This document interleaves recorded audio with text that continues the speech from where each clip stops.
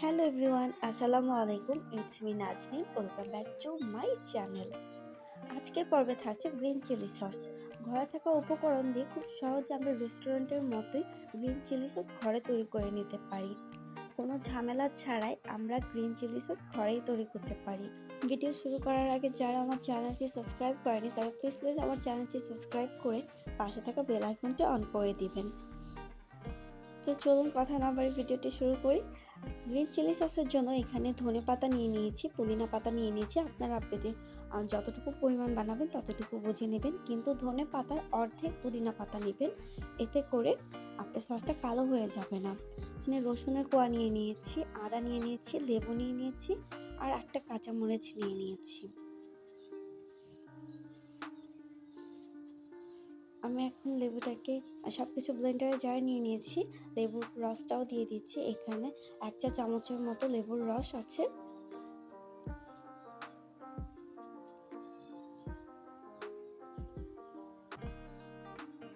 এই পর্যায়ে দিয়ে দিচ্ছি 1 চা চামচ ভিনেগার। এখানে লবণ দিয়ে দিচ্ছি পরিমাণ মতো। আপনারা এখানে লবণের সাথে বিট লবণটাও অ্যাড করতে পারেন, এতে করে টেস্টটা একটু বেশি ভালো আসবে। তো আমি আজকে বিট লবণ দিলাম না, আমি শুধু লবণ দিয়েই করছি। আর এখানে সামান্য পানি দিয়ে দিচ্ছি, এতে করে স্মুথ হবে সসটা ব্লেন্ড করার পর। তো আমরা এখন সব কিছু ব্লেন্ড করে নিয়ে চলে এসেছি।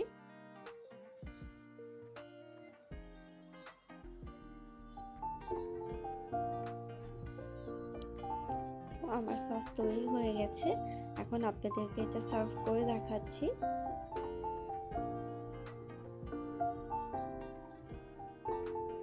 আসলে অনেক সময় ঝামেলার জন্য আমরা ঘরে কোনো কিছু তৈরি করতে চাই না, বাট আপনারা একবার তৈরি করে দেখেন যে আসলে রেস্টুরেন্টের মতো টেস্ট পাবেন। আর ভিডিওটি কেমন লেগেছে অবশ্যই জানাবেন। ভালো লাগলে লাইক, কমেন্ট অ্যান্ড শেয়ার করবেন।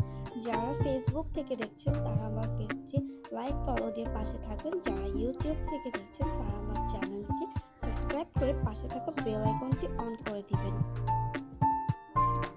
Thank you for watching.